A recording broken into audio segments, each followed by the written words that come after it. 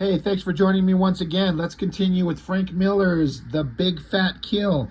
I've already looked at issue 1, did that in one video. We're going to look at issue 2, maybe issue 3, depending on how long it takes to get through issue 2 here on this video. They're not overly complicated stories, and it doesn't take long to get through them, and I'm not saying that as a negative.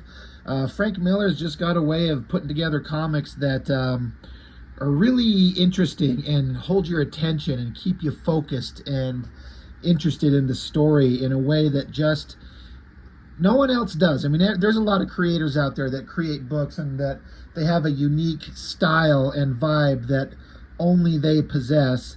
And Frank Miller's got something that he brought to the table that I think a lot of people tried to emulate and wanted to reproduce and replicate, and no one has what Frank Miller has, and that's true. You know, Frank Miller's got some controversy about him at times, and his art's kind of gone into weird directions these days, but these Sin City books, they were such a revelation to me. This Big Fat Kill series is not my favorite out of all of them. It might be my second favorite, but it's really, really good. I think my favorite is That Yellow Bastard, which we'll get into eventually when we get done with this series. But yeah, The Big Fat Kill, we're going to look at this one.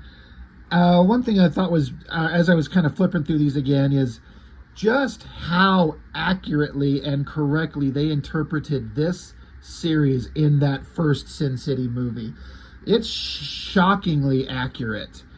I mean, sometimes some of those other stories had little fill-in moments, like you need to keep the narrative going in a film versus what you can do in a comic book. But this one feels so exactly correct.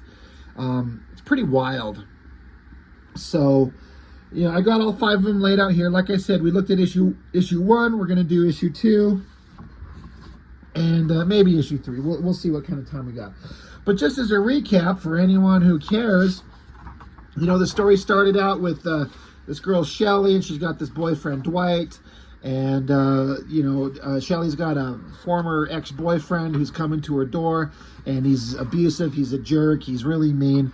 And Dwight stays out of it at the girl's request, and he hides, but then he also threatens Jackie Boy, the abusive ex-boyfriend, without Shelly's knowledge, telling him to get lost. So the Jackie Boy, he does take off, and Dwight decides he needs to follow these guys because they're drunk, they're mean, they're armed, they're going to go out and hurt somebody. So he's going to do some heroic shit, go chase him down. He jumps away, thinks that Shelly yelled stop, but he wasn't sure that what she yelled over the sound of a passing helicopter. But he chases him down. He almost gets pulled over by a cop.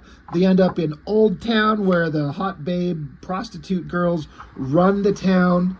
And there's a kind of a truce with the cops that if the girls are left to kind of, you know, watch their, like, be in charge of their own security and be in charge of their own kind of territory, the cops stay out. And, you know, the prostitutes will throw the cops some tail on occasion. And there's a truce that works out for everybody. But Jackie Boy and all his drunk jerk-off guys, they go and try and they follow a girl down the alleyway. And Dwight, you know, getting his guns out, he's like, okay, this might be a girl that these jerk-offs go to assault, take, kidnap, murder, who knows what kind of horrible shit. So he gets his guns out. He's going to go help, but then he gets stopped by Gail, a girl that he's got a past relationship with. And she's like, hey, don't worry. We've been on top of these guys since they showed up. Don't worry about it. Everything's fine. Miho, who we've seen, this girl walking along the roof ledge up here, she's watching, and Gail's like, don't worry about it. We're watching. Everything's under control. So that's that kind of the basic plot of issue 1. So to follow up, issue 2. You know, I like these colored covers. I think Lynn Varley was doing the colors on these, if I remember correctly. I think that they look good, but I don't know that I think it's my favorite version of Sin City covers. I think they look better in just the black and white. This is fine. I'm not one to judge anything, but it's fine, but it's not my favorite. But the story picks right there. Picks up right there. I love how it's just, you open it up, fuck your credits page with like, here's writer, here's penciler, here's inker, here's colorist, here's editor, here's all the copy text of all that nonsense. Frank Miller is going to dictate what he wants his book to read. He wants you to open up, boom, we're into it. The Big Fat Keel. Here we are, some text and the characters. We get all that stuff later on in the book. You know, all this, the content that we need, the credits page. But I like that he puts it at the back. We're going to start this story out right here. So the text kind of sums up everything that happened in issue 1. And so they're having a conversation. I love how the girl is in kind of light. She's you know, you can see the details on her, but Dwight behind her is just one big shadow. I like the way that Frank Miller does his hair. It's such an odd way of inking. It's just a bunch of chunky shapes, but it reads, and you know what it is. And that comes with just years and years of experience of drawing characters on a page and understanding how to make something that simple read the way you want it to. So as they sit there talking, she's kind of quizzing him about this girl, the girl from the issue 1 that he's been kind of seeing. And he's like, oh, just drop it. Don't worry about it. And then they're like, well, what's going on? Who are these guys? What's going on? And so Dwight's explaining, he's out of, those guys are out of control. I wanted to make sure that he didn't hurt any of you girls. And Gail's like, yeah, us helpless little girls, right? Oh, come on. Like, this is stupid. You're like, you know we can take care of ourselves. So then we cut back to the car with Jackie Boy and all his jerk-off buddies. And the girl that they're kind of following, she's explaining, you're running out of alleyway. You're not going to be able to get going. And again, Miho up here on the top ledge. I could be mistaken, but I thought that I read that Miho is kind of a alternative version of Elektra, like a badass assassin that Frank Miller can completely control. If I have that wrong, I'm just wondering if anybody else heard that. And not that it's supposed to be Elektra, it's not the same character, but like a version of that here, the badass warrior assassin girl that he's not going to let anybody ever write or draw, which I both respect and also kind of makes me sad because it's an interesting character. And knowing that if Frank Miller doesn't do the character of Miho, you will never see the character ever again. It is done. So what's in print is done. And I get it. I respect that. And I also complain whenever something awesome has been introduced and then it's exploited within an inch of its life and then beyond. And now it's like, it was interesting when there was some scarce amount of information about a character or a thing or a concept. And now that they've gone so deep into it, it's lost all its allure. So I'm like, both kind of sad that we never get to read any more in the character and both glad that it gets left alone. So it's very conflicting. I keep staring at this shot of Miho. I love the swords on each side of her hips, and I love the way that he inked that the strappy little wrappings on her her sword hilts, the handles there. It looks so neat. The only thing that's kind of throwing me off the longer I stare at this drawing is he's doing this shot where she's up on the ledge of the building. And so I guess there's a ledge and then a step up and then another ledge here. But this line, as he continued it straight through, it continues right exactly in line with that sword. So it's kind of unfortunate that they're lined up. It's kind of sucks that he didn't tilt it down a little bit to kind of break up that continuing tangent line. Again, I'm not one to critique Frank Miller, but I don't know. I don't know that it works quite that well. But Miho, she's up on the ledge. She's silent. You never get any of her inner thoughts. I don't think also, now that I think about it, I don't think Miho ever spoke a word. I'm trying to think. If you know better, let me know in the comments, please. But that adds another layer of mystery. All you know is her actions and her body language, but you never get any inner thoughts, no inner monologue, and not one spoken word. So she's a very interesting character in that she's intriguing. But she's watching, and they know that the instant these guys like cross a line, even a little bit, they're done for. We know that. The girls know that. They also show how the other girls kind of lock the car into this alleyway that they're traveling behind there. And Dwight starts feeling bad. He's also saying in the text that he's like, something in the back of my mind is telling me that something's wrong. Something's not right. He's like, they deserve it, but something's off, and he can't quite put his finger on it. Something's bugging him. It's some intuition. And so he tries to kind of talk her out of it. He's like, look, they haven't killed anybody I know about. It got bad, but they didn't kill anybody. And she's like, now they won't. So as far as Gail's concerned, his fate is sealed. So the car keeps traveling, and they keep trying to tell her that she needs to get in the car. And then they got kind of mouthy with her. Now he's trying to apologize. He's like, okay, I sounded off a little bit more than I should have. I'll admit it. No one's perfect, blah, blah, blah. And she's like, yeah, you're fine. You should just sleep this off. And she's like, you couldn't handle a woman the state you're in. Basically being like, you're too drunk. You couldn't do anything with the woman in the first place. So now all the guys are calling out Jackie Boy, being like, she's saying you ain't got it what it takes. And he's like, oh, yeah? You want to see what I got? She's like, I've seen all shapes, mister, all sizes. Is she talking about dicks? So then he gets the gun and points it at her and like, get in the car. She's like, oh, sugar, you just gone and done the dumbest thing you ever done in your whole life. Now, again, if you've seen the movie, you know exactly where this is going. And again, I love that the movie took all this dialogue almost exactly word for word. It's maybe the most accurate comic book translation to movie ever. Is there anything that's this precise? I don't think there is. I mean, Spawn, for being whatever a god-awful movie that actually was, I mean, it was a pretty close comparison to the comic. The Crow was really good. Things like that. But this Sin City, especially this story specifically, it's so exact and correct. I remember just watching it in the theater, just loving it.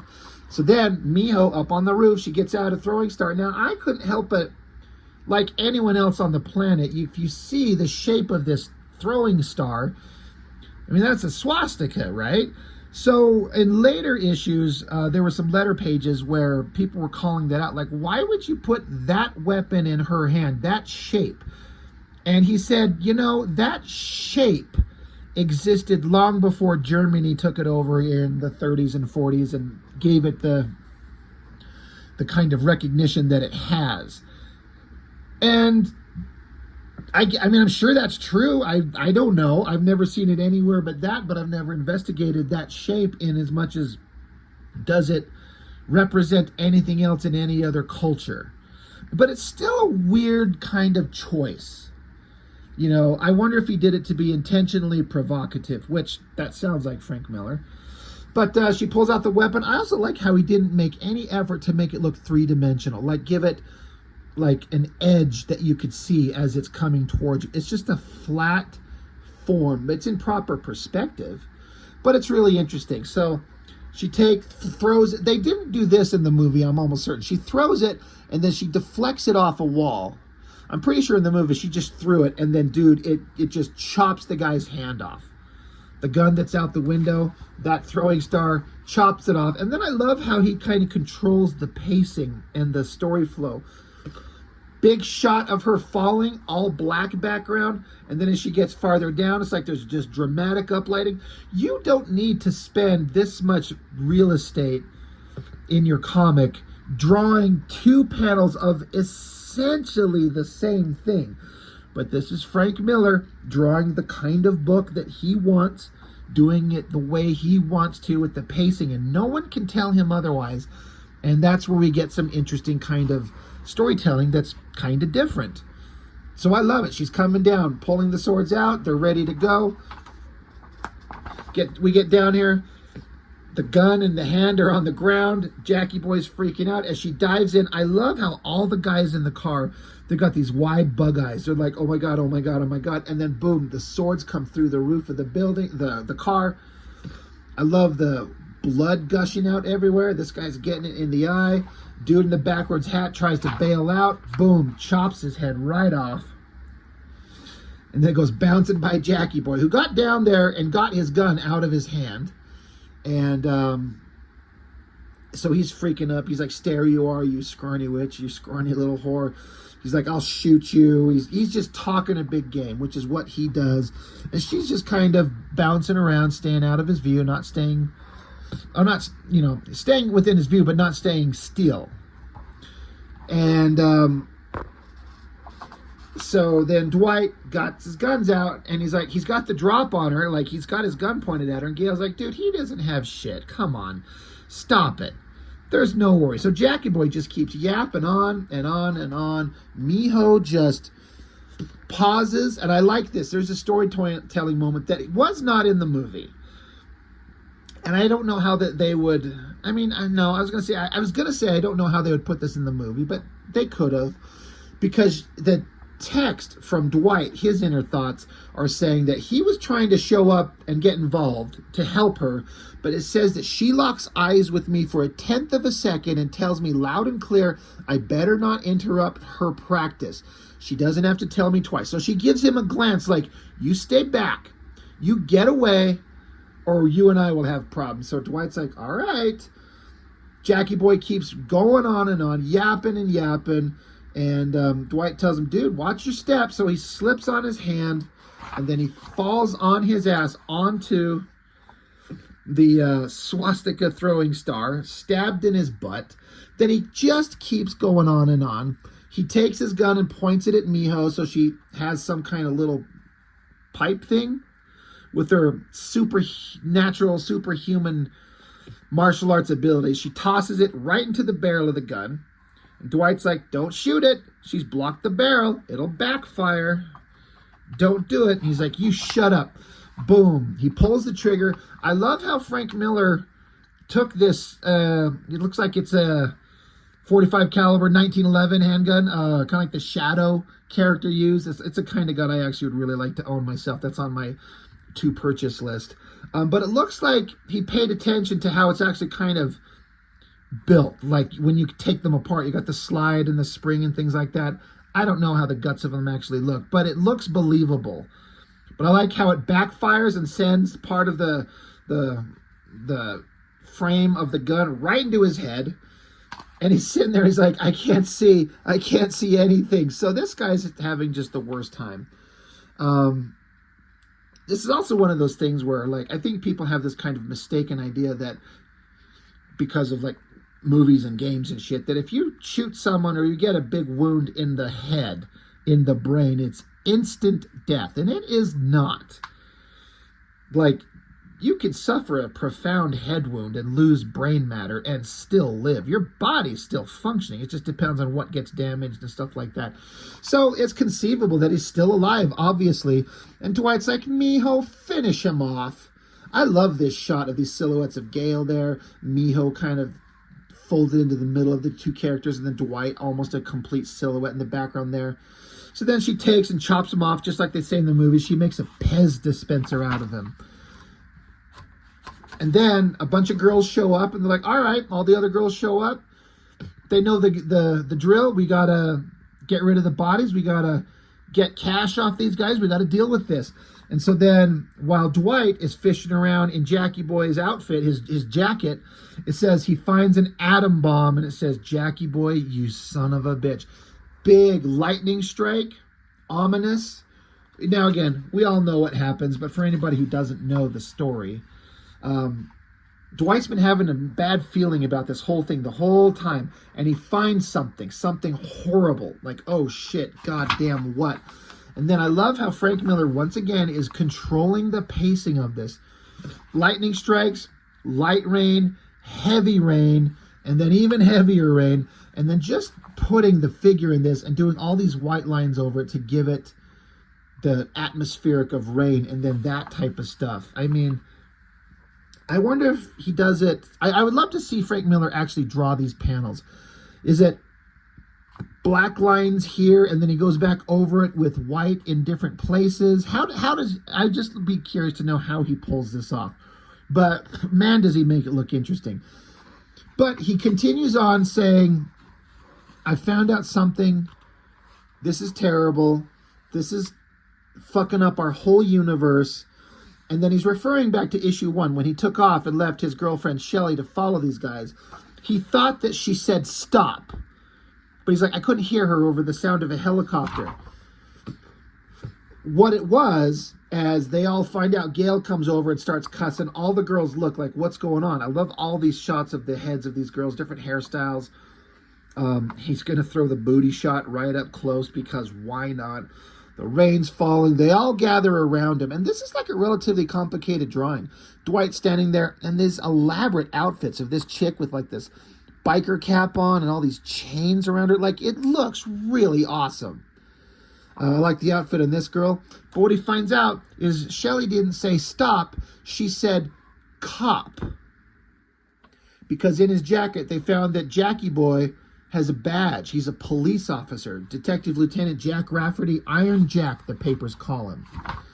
So I love this shot, down angle as the rain falls, the dead body on the ground, and the text proceeds to explain that there's a truce. If a cop blunders into the neighborhood and he's not shopping for what the girls are selling, they send him packing. Sure, they'll shoot up his squad car, they'll steal his gun and his pants, maybe they'll send him back wearing a dress, just for laughs, but they send him back alive. That's the rules, that's the truce. The cops stay out, that leaves the girls free to keep the pimps and the mob out. But the instant you kill a cop, you've broken the truce, and that has now happened. And it's going to screw everything up for everybody. And he continues, a slob with the badge, Jackie Boy, you son of a bitch. So I remember reading this going, oh, I didn't see that coming. That's really interesting. What does that mean now? This guy was like the worst kind of scum on the planet, but he's a cop. And now you can get the whole police force coming down on them unless you get that body out of there and hide it. That's the, what do we do? The big fat kill. Makes you wonder what that means. So, of course, that's the end of issue 2. Letters pages were always pretty entertaining. I like that we get a pinup from Joe Kubert with his kind of lush organic inking. That's pretty awesome. Loving it. And then my other favorite pinup in here, Mike Mignola got a Sin City pinup. So you got Nancy on the back wall. I can't help but wonder if this character, or if this drawing is just something he made up on the fly. It's like a character looks like he'd be in Sin City, trench coat, gun, hat, but he's got like an outfit on with like a cross on, but he's a skeleton face. He's got a smoke in his hand. It's just a skeleton in a trench coat. This character design is so fucking interesting to me.